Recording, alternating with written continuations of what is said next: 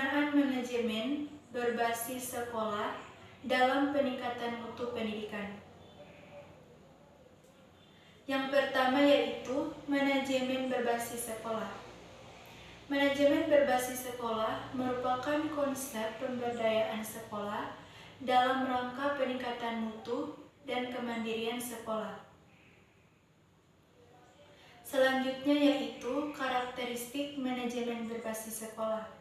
Yang pertama, mengoptimalkan kinerja organisasi, sekolah, serta proses belajar mengajar.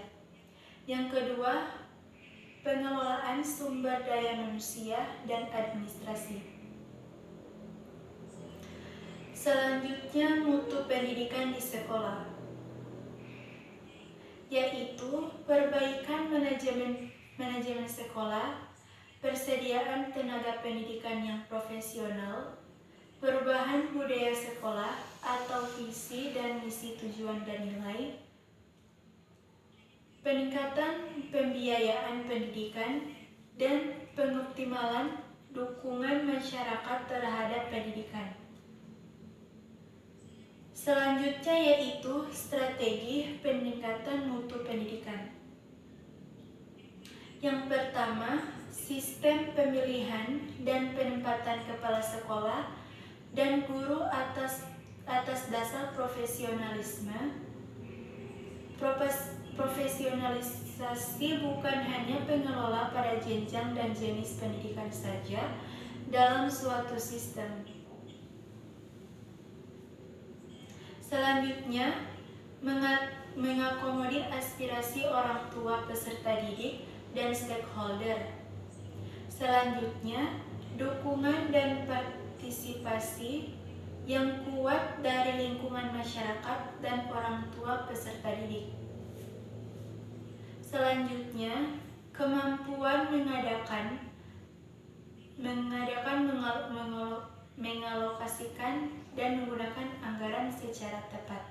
Selanjutnya, pelayanan pendidikan yang berkualitas, kesejahteraan guru dan karyawan yang memadai, dan yang terakhir perolehan hasil belajar yang tinggi dengan menggunakan standar evaluasi yang dipersyaratkan. Materi selanjutnya yaitu efektivitas model penyelenggaraan manajemen berbasis sekolah. Tujuan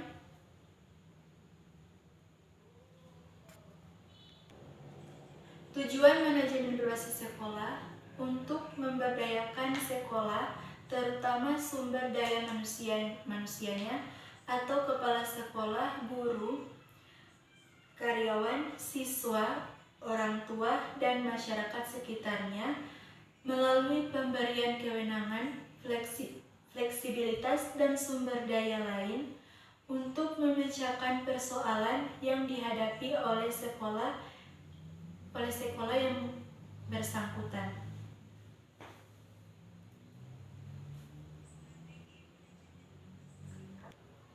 Strategi manajemen berbasis sekolah yang pertama, untuk mensosialisasikan konsep MBS ke semua warga sekolah.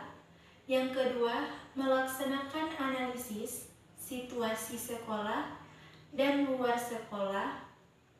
Yang ketiga, merumuskan tujuan situasional. Yang keempat, mengidentifikasi yang perlu dibatalkan. Yang kelima, menentukan tingkat kesiapan setiap fungsi dan faktornya. Yang keenam, memilih langkah-langkah pemecahan masalah. Yang ketujuh, membuat rencana jangka pendek, menengah, dan panjang beserta program-programnya. Yang kedelapan, melaksanakan program-program untuk merealisasikan rencana jangka pendek MBS. Dan yang terakhir, pemantauan terhadap proses dan evaluasi terhadap hasil MBS. Selanjutnya, prinsip manajemen berbasis sekolah. yaitu yang pertama, kemandirian, keadilan, kemitraan, keterbukaan, partisipasif, efisien, dan akuntabilitas. Selanjutnya yaitu komponen-komponen manajemen berbasis sekolah. Yang pertama, manajemen kurikulum dan program-program pengajaran. Yang kedua, manajemen tenaga kependidikan. Yang ketiga, manajemen kesiswaan. Yang keempat, manajemen keuangan dan pembiayaan. Yang kelima, manajemen sarana dan prasarana pendidikan. Yang keenam, manajemen hubungan sekolah dan masyarakat. Dan yang terakhir, manajemen layanan khusus. Materi selanjutnya yaitu peran dan partisipasi masyarakat terhadap sekolah. Yang pertama, pengertian peran masyarakat terhadap sekolah. Menurut Kamarudin Haji Husin, keperluan masyarakat umumnya disalurkan melalui institusi pendidikan atau sekolah berdasarkan pandangan hidup, visi atau wawasan serta pegangan politik masyarakat tersebut. Selanjutnya, pengertian pengelolaan partisipasi masyarakat dalam pendidikan. Pengelolaan partisipasi masyarakat diawali dengan kegiatan perencanaan, implementasi, monitoring, dan evaluasi. Tahap perencanaan dilakukan terhadap kebutuhan baik lembaga pendidikan maupun masyarakat. Selanjutnya, peran serta masyarakat dalam pendidikan. Demokratisasi penyelenggaraan pendidikan harus mendorong pemberdayaan masyarakat dengan memperluas partisipasi masyarakat dalam pendidikan yang meliputi peran serta perorangan, kelompok keluarga, organisasi, profesi, dan organisasi kemasyarakatan dalam penyelenggaraan pengendalian mutu dalam pendidikan pasal 54 ayat 1.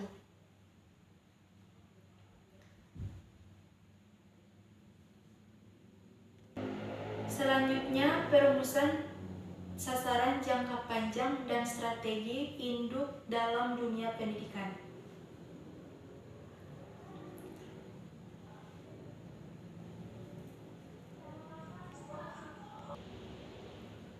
Perumusan jangka panjang adalah sasaran yang ditentukan sebagai hasil akhir spesifik yang ingin dicapai sebuah organisasi dengan melakukan misi.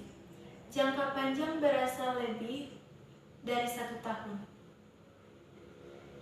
Rumusan jangka panjang yang diterapkan oleh sekolah yang pertama yaitu bidang kelembagaan dan sarana, bidang ketenagaan, bidang kurikulum, bidang kesiswaan, dan bidang humas.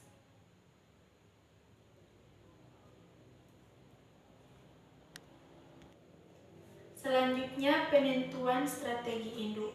Strategi induk merupakan suatu rencana umum yang bersifat menyeluruh atau komprehensif yang mengandung arahan tentang tindakan-tindakan utama yang apabila terlaksana dengan baik akan beraktivitas pada tercapainya berbagai sasaran jangka panjang dalam lingkungan eksternal yang selalu dinamis. Selanjutnya, penerapan manajemen strategi dalam pendidikan kejuruan.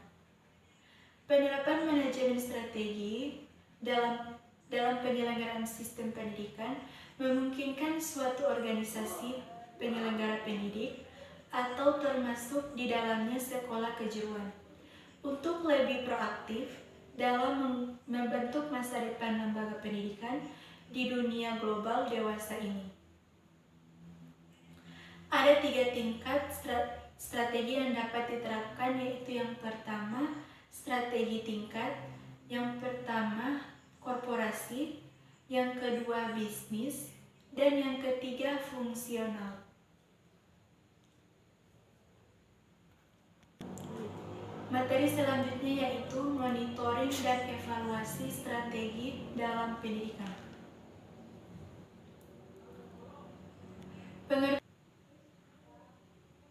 Pengertian monitoring dan evaluasi. Monitoring adalah proses rutin pengumpulan data dan pengukuran kemajuan atas objektif program atau memantau perubahan yang memfokus pada proses dan keluaran. Evaluasi adalah suatu proses sistematis untuk mengetahui tingkat keberhasilan suatu program. Selanjutnya, monitoring dan evaluasi pengelolaan satuan pendidikan.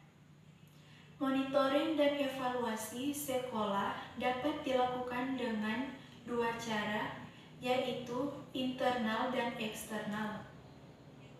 Yang dimaksud dengan monitoring evaluasi internal adalah yang dilakukan oleh sekolah sendiri, yaitu kepala sekolah, guru, siswa, orang tua siswa, dan warga sekolah lainnya. Sedangkan monitoring dan evaluasi eksternal dapat dilakukan oleh pihak luar sekolah, misalnya pengawas. Selanjutnya, standar pengelolaan. Ada 3, yaitu yang pertama komponen sekolah yang harus dimonitoring, monitoring rencana kerja tahunan, dan monitoring program rencana. Selanjutnya, tujuan monitoring dan evaluasi pengelolaan satuan pendidikan dan tuntutan evaluator. Yang pertama, untuk kepentingan pengambilan keputusan. Yang kedua, penelitian evaluasi. Yang ketiga, untuk menyempurnakan program. Yang program kelayakan program dilanjutkan atau dihentikan, diubah atau diganti. Selanjutnya, materi dari kelompok 6 yaitu konsep manajemen strategi atau framework manajemen strategi. Konsep dasar manajemen strategi. Pengertian manajemen strategi adalah proses penentuan rencana para pemimpin puncak yang berfokus pada tujuan jangka panjang organisasi, disertai penyusunan suatu cara atau upaya bagaimana agar tujuan tersebut dapat dicapai. Selanjutnya, kerangka dasar manajemen strategi. Proses penerapan manajemen strategi mempunyai kerangka maupun pendekatan yang berbeda dari organisasi ke organisasi, serta dari penulisan ke penulis yang sangat dipengaruhi oleh situasi, konsepsi atau penarik, pemikiran, serta pertimbangan aspek praktis dalam penerapannya. Kerangka dasar yang digunakan adalah panduan umum untuk menerjemahkan pendekatan konseptual menjadi kegiatan kesehari-hari yang lebih membumi. Selanjutnya, perumusan visi dan misi dalam dunia pendidikan. Pengertian visi. Kata visi berasal dari bahasa Inggris vision, yang berarti penglihatan, daya lihat, pandangan, impian atau bayangan. Visi juga merupakan imajinasi moral yang menggambarkan profil sekolah yang diinginkan di masa akan datang. Selanjutnya, perumusan visi sekolah. Menurut Upton, terdapat beberapa kriteria dalam merumuskan visi, antara lain, yang pertama, visi bukan fakta, tetapi gambaran pada yang ingin diwujudkan. 2. Visi dapat memberikan arahan, mendorong anggota-anggota organisasi untuk mewujudkan kinerja yang baik. 3. Dapat menimbulkan inspirasi dan siap menghadapi tantangan. 4. Menjembatani masa kini dan masa yang akan datang. 5. Gambar yang realistis dan kredibel dengan masa depan yang menarik. Dan yang terakhir, sifatnya tidak statis dan tidak untuk selamanya. Selanjutnya, pengertian misi. Misi merupakan tindakan atau upaya untuk mewujudkan visi. Jadi, misi merupakan penjabaran visi dalam bentuk rumusan tugas, kewajiban, dan rancangan tindakan yang dijadikan arahan untuk terwujudnya visi. Selanjutnya, perumusan misi sekolah. Beberapa hal yang harus diperhatikan dalam merumuskan misi sekolah antara lain, yang pertama, pernyataan visi sekolah harus menunjukkan secara jelas mengenai apa yang hendak dicapai oleh sekolah. Yang kedua, rumusan misi sekolah selalu dalam bentuk kalimat yang menunjukkan tindakan dan bukan kalimat yang menunjukkan keadaan, sebagaimana pada rumusan visi. Yang ketiga, suatu indikator visi dapat dirumuskan lebih dari suatu rumusan misi antara indikator visi dengan rumusan misi, atau ada keterkaitan atau terdapat benang merahnya secara jelas. Yang keempat, misi sekolah menggambarkan tentang produk atau pelayanan yang akan diberikan masyarakat atau siswa. Dan yang terakhir, kualitas produk atau layanan yang ditawarkan harus memiliki daya saing yang tinggi, namun disesuaikan dengan kondisi sekolah. Materi selanjutnya yaitu pelembagaan strategi pendidikan. Konsep dasar pelembagaan dalam pendidikan. Lembaga pendidikan adalah lembaga atau tempat berlangsungnya proses manajemen pendidikan dengan tujuan mengubah tingkah laku individu ke arah yang lebih baik melalui interaksi dengan lingkungan sekitar. Selanjutnya, pengertian strategi pendidikan. Secara sederhana, selanjutnya peran manajemen dalam lembaga pendidikan. Yang pertama, menjadi manajer lembaga pendidikan tersebut. Yang kedua, menjadi pemimpin lembaga pendidikan. Yang ketiga, sebagai sumber visor atau pengawas.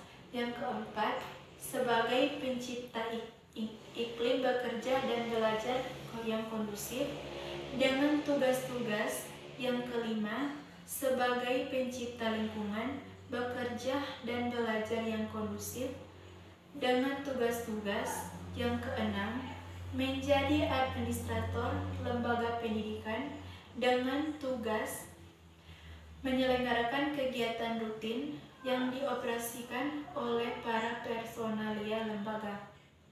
Dan yang terakhir, menjadi koordinator kerjasama lembaga pendidikan dengan masyarakat.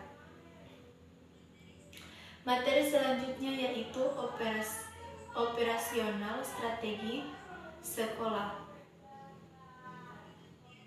Pengertian manajemen operasional pendidikan.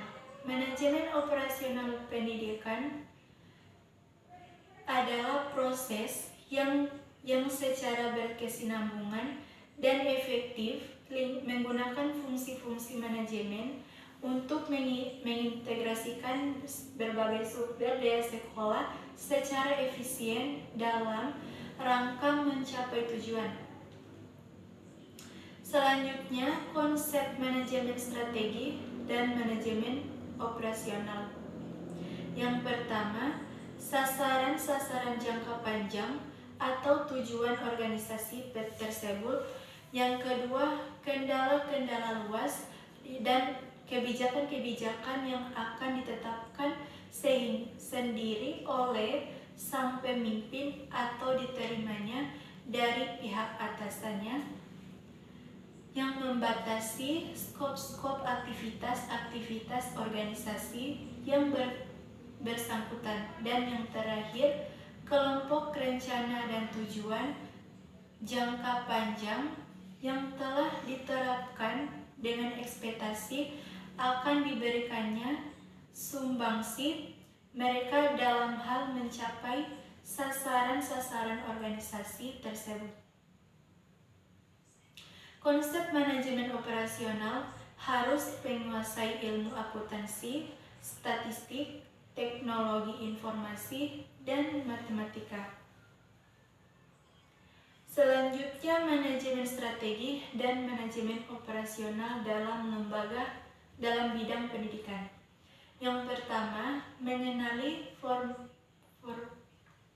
yang kedua, menetapkan tujuan bisnis. Dan yang ketiga, merumuskan strategi yang diperlukan untuk mencapai posisi baru. Selanjutnya, strategi operasional dalam lingkungan pendidikan. Yang pertama, mendorong laksanakan program belajar. Yang kedua, mendorong tumbuhnya kesadaran masyarakat. Yang ketiga, membuat prestasi. Yang keempat, mendorong kegiatan belajar atau organisasi. Dan kelima, melatih pengelola pusat kegiatan masyarakat. Dan yang terakhir, membentuk jaringan informasi dan pemasaran.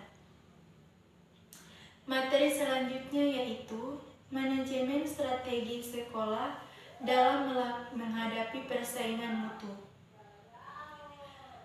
Pendekatan strategi dalam pendidikan. Yang pertama, menyusun perencanaan sesuai kemampuan dan potensi yang dimiliki dengan mengoptimalkan sumber daya untuk mencapai tujuan yang akan dicapai. Yang kedua, merespon isu-isu strategis seperti manajemen berbasis sekolah, kurikulum berbasis kompetensi, pembelajaran kontekstual, pembelajaran kolaboratif, dan sebagainya dalam rangka meningkatkan mutu. Dan yang ketiga, menyusun strategi sekolah secara objektif, ilmiah, dan sistematis.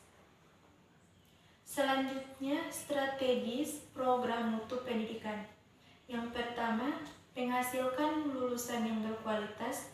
Yang kedua, pemantapan keberadaan madrasah. Yang ketiga, ketangguhan menghadapi persaingan. Dan yang keempat, mewujudkan pertumbuhan dan perkembangan dan yang didambakan di masa depan. Baiklah, itulah penjelasan materi dari saya. Mohon maaf bila ada salah kata. Assalamualaikum warahmatullahi wabarakatuh.